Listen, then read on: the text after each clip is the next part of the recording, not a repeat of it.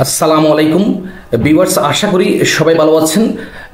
আজকে আমি মোটামুটি দেখানোর চেষ্টা করব ট্যাঙ্কে মাছ চাষে কীভাবে আপনার মাছকে শতভাগ নিরাপদ রাখবেন এবং কোন কৌশলে মোটামুটি একটা প্রফিট আপনি করতে পারবেন। আমার একটু প্র্যাকটিক্যাল নলেজ আমি শেয়ার করব। এটা হচ্ছে আমার ফিশ ট্যাঙ্ক। এটা হচ্ছে লম্বায় 23 ফিট এবং এটা প্রস্থ হচ্ছে 8 ফিট। আমি চেষ্টা করি সবসময় আমার পানির উচ্চতা রাখতে প্রায় 4 ফিট। সব মিলিয়ে এখানে পানি হয় প্রায় 21 থেকে 22,000 লিটার। আর আর এই ট্যাঙ্ক মাটির নিচে আছে 2.5 ফিট এবং মাটির উপরে আছে 2.5 ফিট, সব মিলিয়ে 5 ফিট। আর এটা হচ্ছে একটা বটম লাইন। যখন আমার পানি দুর্গন্ধ হয়ে যায় অথবা বিভিন্ন কারণে পানির প্যারামিটার যখন ধরে রাখা যায় না, আমি এদিক দিয়ে পানি বের করি। আর এটা হচ্ছে একটা ওভারফ্লো লাইন। যখন অতিরিক্ত পানি হয়ে যায় তখন এই ওভারফ্লো লাইন দিয়ে পানিটা বেরিয়ে যায়। আর আমার এই ট্যাঙ্কের নিচে কোনো প্রকার ডালাই নেই, এটা হচ্ছে পুরোটাই মাটি। অনেকের কোয়েশ্চেন, ডালা নাকি মাটি? হ্যাঁ ভাই, মাটি পুরোটাই। আমি বলবো যাদের অলরেডি ট্যাঙ্ক আপনারা নির্মাণ করেছেন কিংবা আগে থেকে ছিল, আমি বলবো ওই ডালাই থাকলেও তার উপরে আপনি 6 থেকে 8 ইঞ্চি মাটি ব্যবহার করবেন, কারণ মাটি ব্যবহার করাটা আসলে বিশাল একটা সাফল্য নিয়ে আসে। এর মধ্যে যেমন আমি বললাম শতভাগ নিরাপদ রাখতে, এর মধ্যে যদি আপনি শতভাগ নিরাপদ রাখতে চান আপনাকে অবশ্যই মাটি প্রয়োগ করতে হবে নিচে। এর কারণ হচ্ছে মাটির এমন একটা গুণ আল্লাহ পাক দিয়েছেন, এটা হচ্ছে এখানে যেহেতু অধিক গুণতে মাছ চাষ করা হয়, এই মাছ কিন্তু প্রচুর পরিমাণে মল ত্যাগ করে এবং এই মাছকে অতিরিক্ত খাবার দেওয়ানো হয়, কারণ উচ্চ প্রোটিন সমৃদ্ধ। অনেক সময় মাছ খেতে পারে না অথবা মাছ খাবার পরে যে মলটা ত্যাগ করে এটি কিন্তু নিচে গিয়ে যখন একদম নিচে বসে যায়, ওই মাটি কিন্তু এই খাবারটাকে এই ডিকম্পোজ করে ফেলে, এই মাছের এই মলকে ডিকম্পোজ করে ফেলে, যার দরুন আর অ্যামোনিয়ার টক্সিসিটি হবার কোনো সম্ভাবনাই থাকে না। যদি মাটি না থাকলে প্রচুর পরিমাণ খুব অল্পতেই আপনার পানি কিন্তু দূষিত হয়ে যাবে এবং আপনার যে একটা প্যারামিটার এটা আপনি ধরে রাখতে পারবেন না। এর বাইরে যারা বিশেষ করে শিং মাছের ক্ষেত্রে, ওই শিং মাছটাই হচ্ছে মাটি প্রিয়। আসলে এটা মাটির ভিতরে থাকতে খুবই পছন্দ করে। দেখবেন আপনি যখন ওই হারভেস্টিংয়ের সময় শিং মাছটা একদম মাটির ভিতরেই থাকে, কিন্তু কই মাছটা অনেক সময় অনায়াসে যে আপনি হারভেস্ট করতে পারলেও কিন্তু ওই শিং মাছটা মাটি খুবই পছন্দ করে। আসলে এটা আমি বলবো আপনারা অবশ্যই মাটি দেবেন। আর মাটি দেওয়ার কারণে আপনার শিং মাছের ক্ষেত্রে এই দেখবেন যেটা অরিজিনাল একটা কালার মনে হবে যে খুব দেশি একটা শিং মাছ, যেমন কাল বিলে যেরকম মাছটা পাওয়া যায় ঠিক ওইরকম একটা মাছ। এটা অবশ্যই আপনারা চেষ্টা করবেন মাটি দেওয়ার জন্য। আর আপনার ট্যাঙ্ক হতে হবে মিনিমাম আমি বলবো 15,000 লিটার প্লাস। আপনি ইউটিউব ভিডিও দেখে বাড়ির ছাদে কিংবা কোনো ড্রামে আপনি যদি মনে করেন যে 2,000 লিটার 5,000 লিটার ড্রামে মাছ চাষ করে সফল হবেন, তাহলে কখনোই আপনি পারবেন না। আপনাকে অবশ্যই মিনিমাম 15 থেকে 20,000 লিটার ট্যাঙ্ক এবং আমি বলবো এবং মিনিমাম 2টা করার জন্য এটা হচ্ছে কারণ অনেক সময় দেখা যায় আপনি যখন হারভেস্টিং শেষ করবেন অনেক সময় দেখবেন অনেকগুলো মাছ ছোট অবস্থায়, যেগুলা আপনি 15-20 দিন রাখার পরে কিন্তু অনায়াসে আবার একটা ভালো বিক্রি করা যায়, কিন্তু আপনি যদি ট্যাঙ্কই না থাকে আপনি কোনো গ্রেডিং করতে পারবেন না। আর এটা হচ্ছে আমার আমি বলবো আমার এই ট্যাঙ্কটা আমি বলবো একটা বটম ক্লিন এবং যেটা একটা বাইফ্লো ওইটার সংমিশ্রণে ওই একটা মাছ চাষ আমি মনে করি এটা সংমিশ্রণ একটা মাছ চাষ। যেটা আপনারা দেখতে পাচ্ছেন এটা হচ্ছে একটা অক্সিজেন প্লান্ট ছিল, আমার ভিডিও তার বিভিন্ন সময় দেখবেন।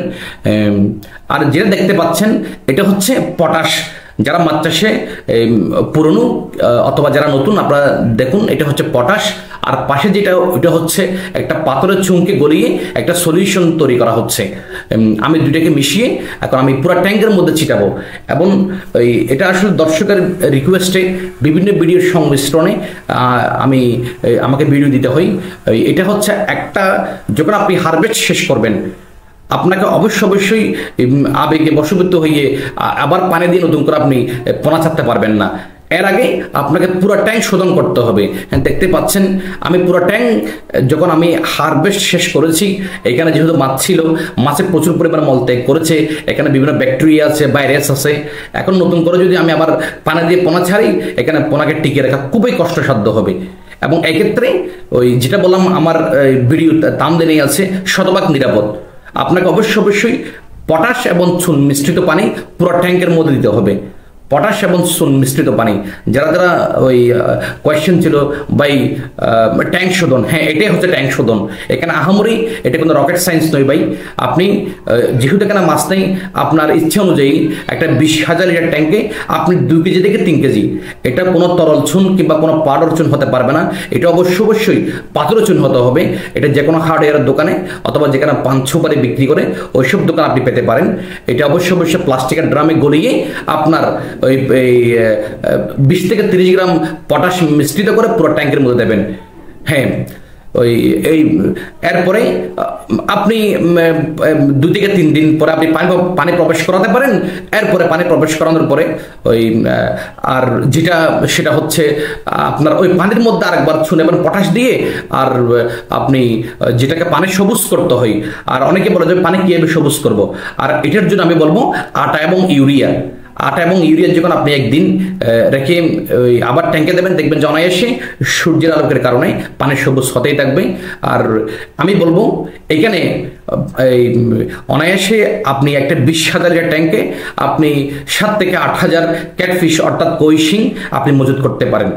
আর আমি বলবো যদি এখানে সফল হতে চান, এর আগে আমি একটা বিষয় বলে রাখি ভাই, সাগরের মধ্যে তো কোনো মাছকে খাবার দেওয়া হয় না, প্লাস মাছদের এত কেন গ্রোথ, এটা হচ্ছে ওখানে একটা আর্টিফিশিয়াল বলবো না, ওখানে একটা স্রোত আছে। এক জায়গার মাছ আল্লাহ প্রদত্ত ঢেউয়ের কারণে, স্রোতের কারণে এক জায়গা থেকে অন্য জায়গায় চলে যায়। আমি দেখতে পেলাম যে যদি এখানে একটা আর্টিফিশিয়াল ঢেউ তৈরি করা যায়, এখানে মাছের একটা বিপ্লব চলে আসে। আপনারা যেটা দেখতে পাচ্ছেন ওই একটা ঢেউ, একটা অক্সিজেন প্লান্ট, এটা যেমন মাছকে অক্সিজেন দেওয়া হয় আর একই সাথে একটা আর্টিফিশিয়াল ঢেউ তৈরি করা হয়। এই ঢেউয়ের কারণে কিন্তু আপনাকে মাছের যে একটা অ্যামোনিয়া যে বিষাক্ততা এটা যেমন উঠে আসে, একই সাথে আপনার অতিরিক্ত মাছের একটা গ্রোথ চলে আসে, আর এটা হচ্ছে পটাশ।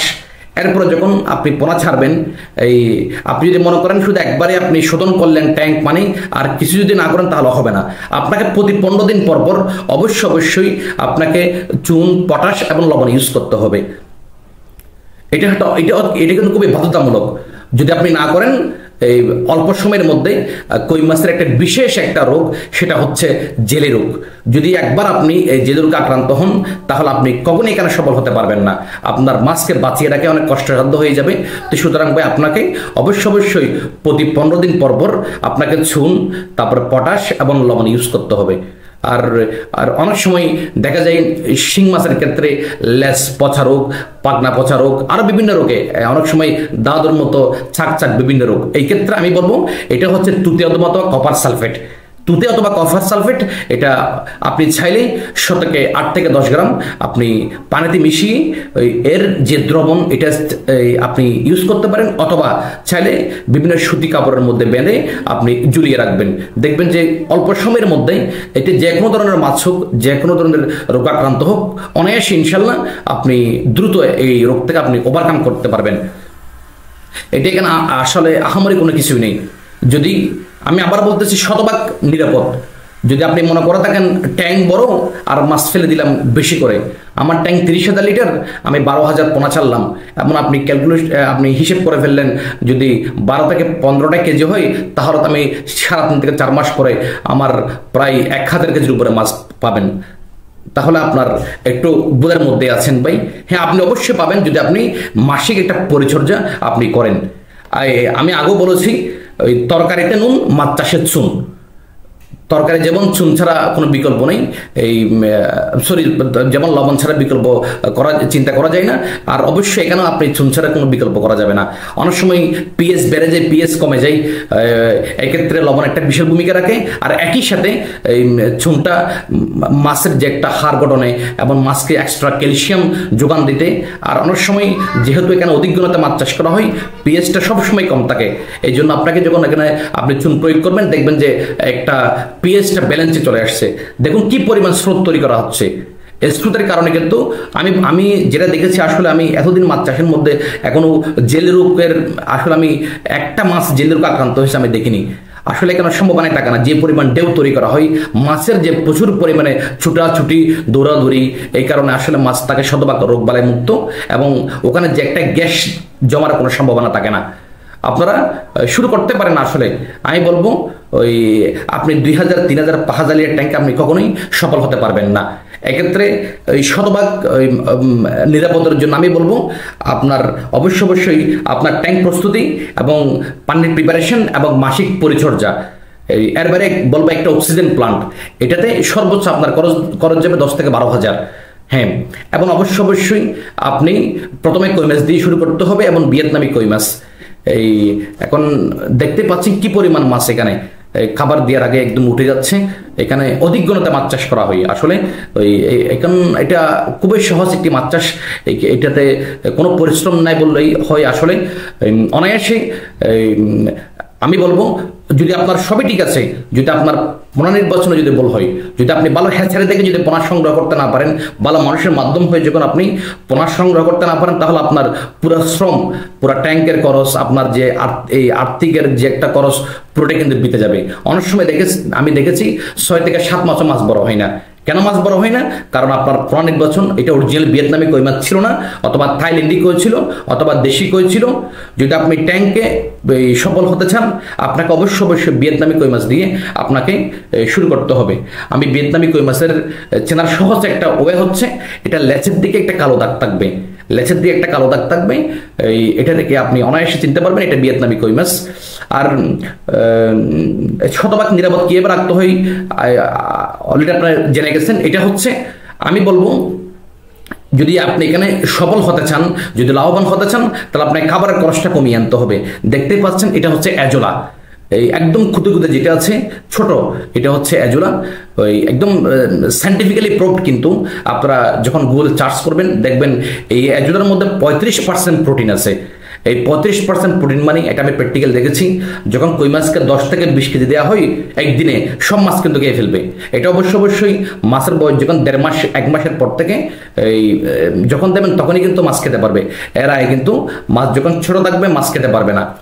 যদি আপনি অ্যাজোলা না দেন, আপনি যদি 10,000 পিস কই মাছকে 10 থেকে 12টা কেজি নিয়ে আসতে গেলে আপনাকে মিনিমাম 700 থেকে 800 কেজি খাবারের প্রয়োজন হবে। অনেক সময় 1000 কেজিও খাবারের প্রয়োজন হতে পারে। তাহলে 90 টাকা হিসেব করলে আপনি হিসেব করে দেখছেন আপনার খাবারের খরচ কত যাবে, প্রায় 1 লক্ষ টাকার কাছাকাছি।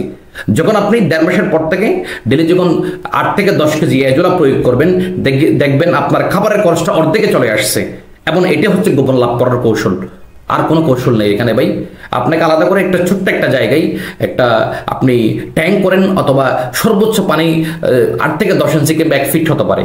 এর মধ্যে আপনি সামান্য যখন অ্যাজোলা দেবেন, দেখবেন যে এই অ্যাজোলার একটি বিশাল দেবেন, এই অ্যাজোলার পানির মধ্যে সামান্য যখন ইউরিয়া দেবেন, দেখবেন যে অ্যাজোলা খুবই ভালো গ্রোথ হচ্ছে। এবং আপনি প্রত্যেক দিন ওখান থেকে 6 থেকে 7 কেজি 8 কেজি আপনি ট্যাঙ্কে দেবেন। এখানে যখন আপনার খাবারের খরচ কমে যাবে এবং দেখবেন যে অটোমেটিক আপনার একটা মাছ বিক্রি করে আপনার একটা ভালো একটা রেজাল্ট আপনি আশা করতে পারেন। আর বলবো ওই আমরা যেটা বলবো করে থাকি, একদিনে সব মাছ বিক্রি করে ফেলি, এটা কখনোই করা যাবে না ভাই। কারণ আপনি যখন একসাথে মাছ সব তুলে ফেলবেন, 400 কেজি মাছ, 500 কেজি মাছ কিংবা 380 কেজি মাছ নেওয়ার মতো মানুষ নেই। আপনাকে ওই হারভেস্ট করতে হবে 20 কেজি, 30 কেজি, 40 কেজি করে এবং ওই সময় আপনার একটা ভালো রেট পাবেন। আসুন এই জগতে, এখানে আসলে কোনো রকেট সায়েন্স নয়। বেকারত্ব থেকে দূর করুন, অভিশাপ থেকে মুক্ত হন এবং আপনার জীবনে একটা আর্থিক সচ্ছলতা চলে আসুক। ধন্যবাদ সকলকে।